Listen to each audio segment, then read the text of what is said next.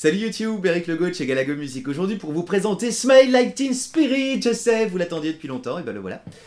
Avant toute chose, je voudrais remercier Philippe Venard, encore une fois, qui m'a prêté cette fois-ci sa Stratocaster, qui vient des États-Unis, encore une fois de l'Alabama.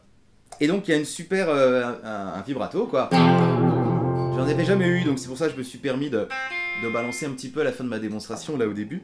Voilà, donc avant qu'on commence, je vous invite à aller voir mon site galagomusic.com, sur lequel vous trouverez tous les tutoriels de YouTube que j'ai uploadés depuis presque 2 ans maintenant, et classés par ordre de difficulté, donc c'est dans la section cours gratuit. Et il y a une section cours payant aussi, où on peut maintenant acheter une vidéo qui concerne l'harmonie et la composition. Allez-y directement, vous verrez de quoi ça parle. Et puis sinon, il y a toujours le Galagoton, si vous souhaitez faire une donation voilà, de quelques euros. C'est toujours le bienvenu, voilà. Bon, quoi qu'il arrive, on attaque le morceau. Alors voilà pour les réglages de l'ampli, je me suis mis en Channel Overdrive. J'ai mis très peu de gain, juste pour avoir le petit son crunchy qu'on entend au début. Et pour avoir le gros son bourrin, j'ai branché la Super Overdrive SDR de chez Boss. Qui permet d'avoir un son saturé sans être trop métal.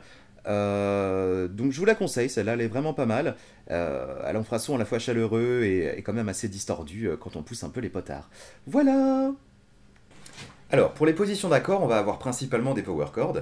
Voici donc le premier, qui doit sonner comme ça. Donc je fais quoi? J'appuie avec l'index en première case de la corde de Mi. Et avec l'annulaire et le petit doigt, j'appuie sur la troisième case et la troisième case des cordes de La et Ré. Donc, si vous avez jamais rencontré ces positions, c'est pas facile parce que ça demande un écartement qui est pas évident. Au début, vous allez être un peu comme ça. Le but du jeu, c'est vraiment que ces deux doigts-là puissent être hop, au plus proche, toujours, de la frette d'après, donc la barre en fer, de manière à avoir un son vraiment propre. Si vous appuyez un petit peu avant, ça risque de donner un son comme ça. D'accord ? Il y a des petits exos que vous pouvez travailler. Éventuellement pour arriver à être un peu plus souple, genre le riff de Billie Jean là. Comme c'est que des écarts qui correspondent à ce qu'on va avoir dans les power chords, vous pouvez le faire. 1, 3, 1. La même chose encore de là. Voilà, donc ça c'est pour la phase comment étirer mes doigts. Et avec un petit peu de fun en plus. Les power chords, voilà le Fa. Le but du jeu, dans les power chords, c'est de bloquer, enfin de ne faire entendre que les 3 notes sur lesquelles on joue, sur lesquelles on appuie, pardon. Donc là, on veut entendre ça, ça, ça, et surtout pas ça, ni ça, ni ça. Donc comment je les bloque, ces notes-là? C'est vraiment avec l'index, avec l'intérieur du doigt, cette partie-là. Tac, quand j'appuie ici, si ma main elle est trop comme ça, si mon pouce est trop derrière de cette manière, la main sera ouverte. C'est bien si on veut tout faire entendre. Mais c'est pas le cas ici. Donc on baisse un petit peu le tout. Voilà, sans mettre de poids. Rac. Les doigts continuent de bien appuyer là. Mais l'index, lui, c'est juste, il descend. Et quand vous sentez qu'il est en contact avec la corde, c'est que c'est bon, c'est suffisant. Donc ça, c'est ultra important. Sinon, votre riff, il va être tout dégueu. D'accord? Donc voilà le Fa. Ensuite, power chord de Si bémol. Voilà la deuxième forme de power chord que vous allez devoir beaucoup travailler. C'est celle-ci. C'est juste on décale d'une corde en dessous. Donc là, le principe reste le même. On va entendre que ça, ça, ça. Les notes sur lesquelles on appuie. On ne veut pas entendre donc ni les deux dernières, ni la première. Et c'est là que cette deuxième position est relou. Parce qu'il faut que ce soit le bout de l'index, vraiment cette partie-là du doigt, qui vienne se caler, hop, contre la corde. Donc la première position, c'est pas grave, on n'a pas de corde en dessous. Mais là, vraiment, faut qu'il appuie un petit peu plus bas, on va dire dans le doigt. Vous voyez, à peu près à ce niveau-là, pour qu'il puisse s'étaler. Un petit peu, sans appuyer. Si on a une note, c'est que c'est pas bon. Si ça bloque, c'est que c'est bon. Voilà, je préfère prendre le temps là-dessus parce que c'est vraiment ultra important et tout le monde galérouille un petit peu. Donc travaillez-le dans le détail et puis vous me poserez des questions si vous avez des soucis. Donc, power chord 1, le Fa, power chord 2, le Si bémol, power chord 3, le La bémol, et power chord 4, le Ré bémol. Voilà, c'est à peu près tout. Après, on aura un petit passage comme un petit pont qui utilisera cette position-là. Si bémol, en 6e case. Et puis on retombera là-dessus. Voilà, c'est tout. Non, il en reste un. Pareil, dans cette partie du pont, on aura un Mi power chord que je ferai comme ça. Ça, c'est Fa. 1, 3, 3. Mi, c'est juste un demi-ton en dessous. Donc l'index descend, il se retrouve avec une corde à vide, et ces deux-là se retrouvent en 0, 2, 2. Ce sera très bref, hein, de toute façon, dans l'histoire. Voilà, bon, on va attaquer direct maintenant les gratte-gratte. Hein. Alors, au niveau de la main droite, ça va se passer comme ça. Donc les power chords vont s'enchaîner de cette manière. Fa, Si bémol, La bémol, Ré bémol. Constatez, hein, vraiment, sur ces positions de power chord, on entend uniquement les trois sur lesquels on appuie. Ah, je réinsiste encore une fois. Alors, ça va donner ça. Le but du jeu, comme d'hab, c'est de ne pas arrêter les mouvements de main droite pour avoir un petit décompte, comme un petit métronome intégré, qui va vous permettre de rester dans le groove et de compter en même temps. Ça donne ça.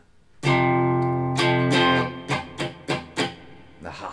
Donc que des allers-retours, ça donne, j'appuie sur le 1, 1, 2, oh, pardon, 1, 2, 3, 4, 1. Encore, 1, 2, 3, 4. 1, 2,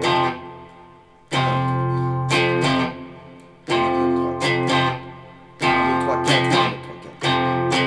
Et plus vous le ferez vite, plus évidemment le mouvement sera réduit. 1, 2, 3, 4. On va essayer de rentrer dans le groove comme ça. Ok, n'importe quoi. Ok, donc ça et la suite. 1, 2, 3, 4, 1, 2. Voilà, donc là j'ai fait des mutes, des notes. J'ai perdu l'appui qui est ici. Et normalement, si vous avez bien bossé, vous ne devriez pas avoir de corde à vide. Parce que sinon, ça va donner vraiment des notes un peu moches. Hein. Donc je recommence. 1, 2, 3, 4, 1, 2. Allez, encore. 1, 2, 3, 4, 1, 2. 2, 3, 4. 1, 2, 3, 4, 1, 2. 1, 2, 3, 4, 1, 2. Et là, je tape deux croches sur mon si bémol. Tac, tac, tac, que je ne me plante pas. Oui, c'est ça. 1, 2, 3, 4. Et là, je tape à vide. Donc, je fais pas toutes les cordes à vide. Hein. J'essaie de viser uniquement là où j'étais sur mon power chord. 1, 2, 3, 4, 5, 6. 1, 2, 3, 4, 5, 6. 1, 2, 3, 4. Voilà, donc là, il y a vraiment trois coups vers le bas. Merde.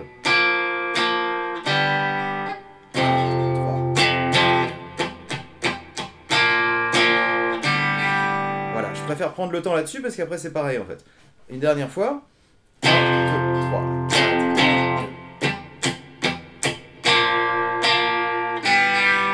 Ensuite, oh moche. Ensuite, La bémol.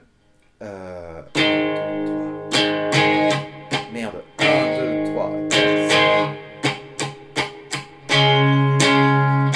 Donc c'est exactement pareil. Ça fait moche hein, quand on s'arrête dessus comme ça. C'est exactement la même chose que ce qu'on avait en face. C'est juste transposer 4 demi-tons au-dessus. 1, 2, 3, 4. Mais pas là là. 3, 4, 5, 6. 3, 4. 1, 2, 3, 4, 5, 6. 3, 4.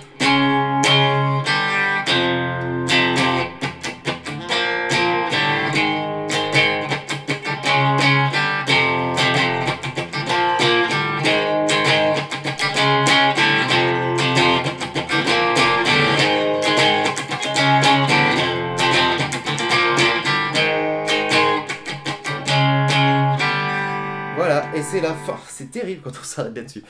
Et c'est la fin du riff. Voilà, enfin en tous les cas de ce qui sert d'intro et de refrain également. Une fois qu'on est sorti de ça, on va avoir l'entrée du couplet qui donne ça. Do, Fa. Vous appuyez avec l'index en première case des cordes de Si et Mi. Et vous grattez ces deux cordes là. On peut le trouver ici, ce plan-là, ou bien... il me semble que Kurt Cobain le fait là. Je suis pas sûr, il me semble. Hein. Ce serait en 5e case de la corde de Sol et en 6e case de la corde de Si. Voilà, ça permet d'avoir un son un peu différent. Écoutez. Et puis là, l'autre est plus aigu, quoi, celui-là forcément. Voilà, vous choisissiez celui que vous voulez. Je vais vous incruster tout ça et je vais vous parler de la suite. Alors, en ce qui concerne l'entrée du chant avec le couplet, on part sur le deuxième temps, donc sur le 1-1 qui est ici, là, le Do Fa, ou bien ici, 5-6, comme vous voulez. Pour le placement, donc on part sur le deuxième temps, ce qui nous donnera un petit décompte. Alors, 3, 4, 1. Load up your guns. Load up on guns, d'ailleurs. Donc ça part vraiment sur la première syllabe du chant. 3, 4, 1. Load up, 3, 4, 1, 2, 3, 4, 1. 3, 4, 1, 2, 3, 4, 1, 2, 3, 4, 1, 2, 3, 4, 1, 2, 3, 4, 1, 2, 3, 4. Fin du couplet. Et là on attaquera le pré-refrain. Je vous le refais. Donc l'importance de bien compter là-dedans, vous voyez, parce que sinon on se paume vraiment. Je vous refais la même chose et j'essaye de faire le chant qui est là. Je vais essayer de le lire en même temps. 3, 4, 1. Load up on guns, bring your friends. It's fun to lose and to pretend. She's overboard, self-assured. Oh no, I know, dirty world. Je sais pas quoi.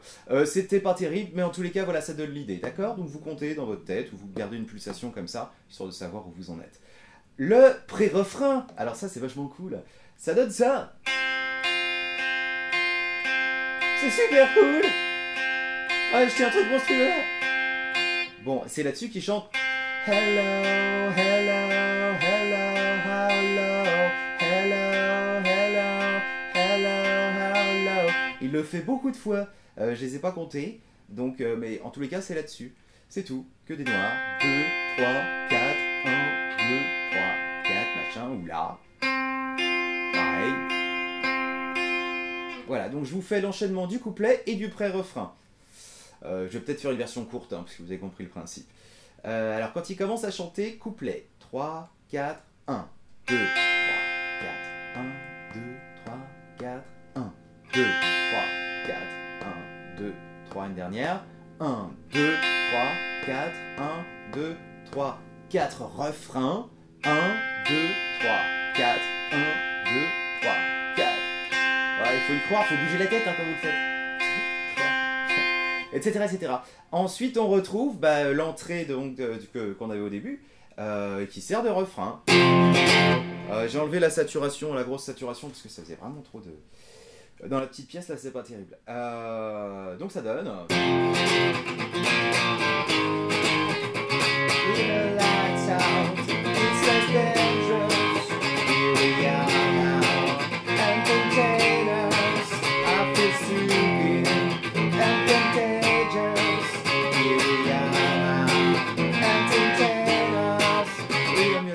Il en fait plein comme ça au mulatto machin. Et à la fin de ça, on a le petit pont, justement.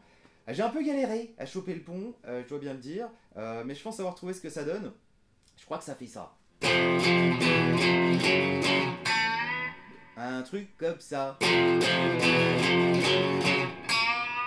Le ouais. Le deuxième plan. Ouais, c'est ça.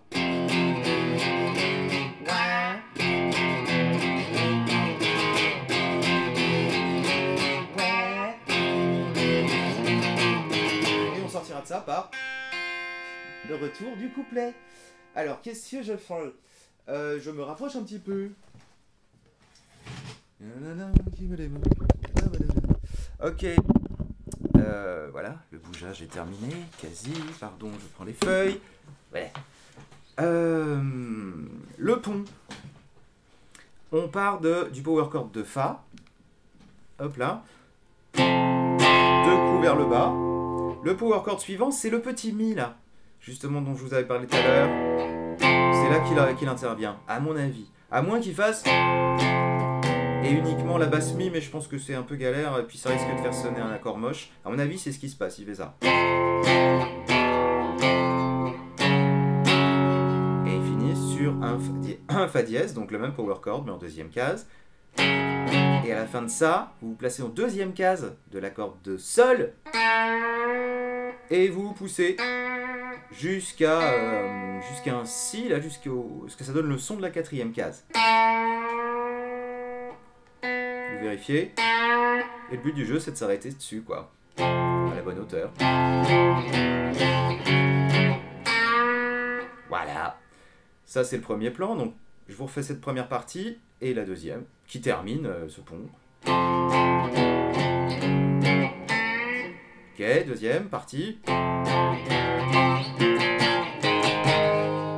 Il repart pareil, donc Fa, Fa, Mi, Fa, Si, Si, Si, La, La, La. D'accord, ça c'est la deuxième partie.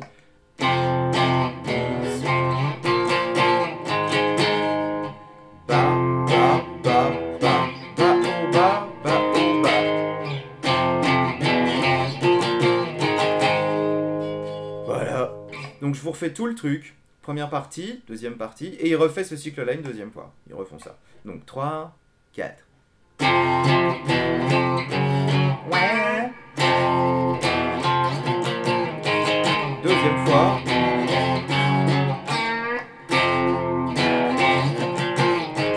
Voilà. Il me semble, sur la deuxième partie là, de ce pont, quand il fait... je refais les deux. Il me semble que celui-là, il le fait durer plus longtemps. Il le gratte pas deux fois comme je vous ai montré. On peut le faire, mais il me semble que lui, il fait ça. Je vous enchaîne les deux. Ça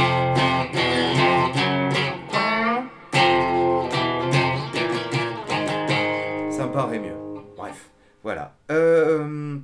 Et on a quasiment terminé. Il me reste à vous entretenir du solo, quand même. Et puis voilà, quoi.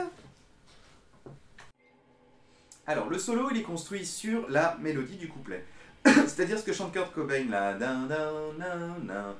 C'est ce qu'on va retrouver dans le solo. Voilà, c'est un petit effet qu'on trouve assez souvent d'ailleurs chez Nirvana. Ça permet de mettre en valeur le truc, on l'a déjà entendu, ça flotte l'oreille un peu. Donc voilà, ça donne comme ça, déjà, je vous le joue. Alors, c'est pas un relevé note à note, hein. C'est l'idée du truc, parce que j'aimerais vous parler de 2-3 effets de jeu, notamment le slide et le bend, qu'on va retrouver là-dedans. Voilà, donc ça donnerait quelque chose comme ça. Voilà,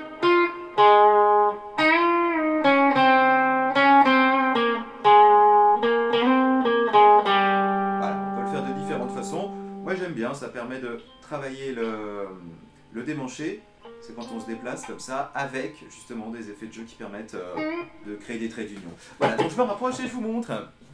Donc, on commence ici, pardon, en 10e case de la corde de Ré. De Ré, oui. Ensuite, 8 de Sol, 10 de Sol, et 6 de Ré. Ok. Cette note-là, on pourrait la trouver ici, on pourrait très bien faire. Mais bon, c'est un choix au niveau du timbre de la note et tout ça, de me déplacer. Ensuite, on se replace en 8e case de Sol. Et là, on va bender jusqu'à cette hauteur-là de son. Vous entendez? Donc, load up your guns, bring. Donc ça, c'est pas facile. De bender et de redescendre sans qu'on entende plein de notes comme ça qui se baladent. Le but du jeu, c'est d'essayer de conserver avec, en tous les cas, moi je le fais comme ça, avec ce doigt-là, par exemple, un petit contact avec la corde à côté. Parce que si vous l'attaquez trop perpendiculaire ou même trop incliné comme ça, les doigts risquent de passer sous les cordes. Ouais, je sais, ça vous est déjà arrivé, moi aussi. Pour éviter ça, faut vraiment attaquer bien à plat, histoire de chasser, en position de chasse-la-neige, comme ça, clac. Et bon, alors ça arrive parfois, voilà. Donc, faut bien s'entraîner à choper la bonne hauteur, quoi. Et le son le plus propre possible. Alors donc, encore. Et là, je démange de 6 à 5. Fin de phrase ensuite. 6, 5. Ah oh, 6, 5, 8. Donc, 6, 5 de Sol. 8, 6.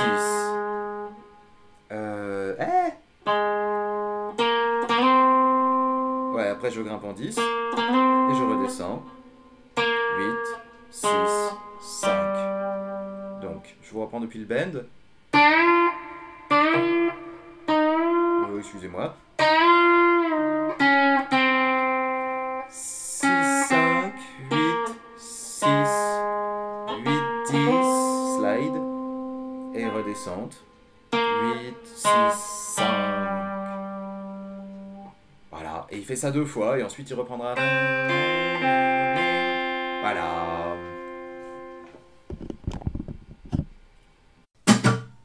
Et pour terminer, version acoustique avec la Takamine, elle est de retour. Elle a une choucroute. J'ai pas eu le temps quand même de couper tout ça, bref. Alors ça donne ça.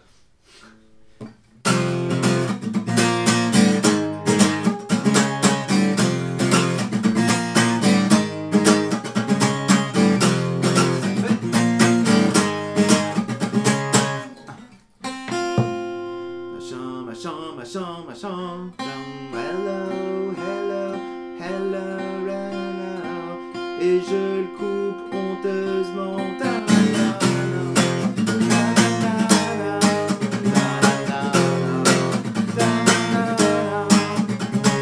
Le pont. Alors là, c'est la merde. Franchement, sur la deuxième case de la corde de sol sur la folk, c'est ultra dur. Donc vous le faites en 3, parce que je l'ai pas fait. Comme ça, vous grimperez plus facilement jusqu'ici. Oh!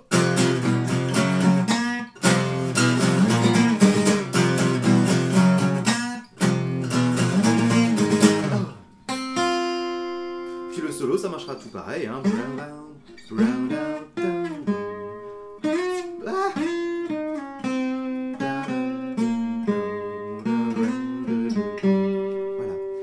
Le solo, vous le faites pendant que la personne qui joue avec vous est sur cette partie-là.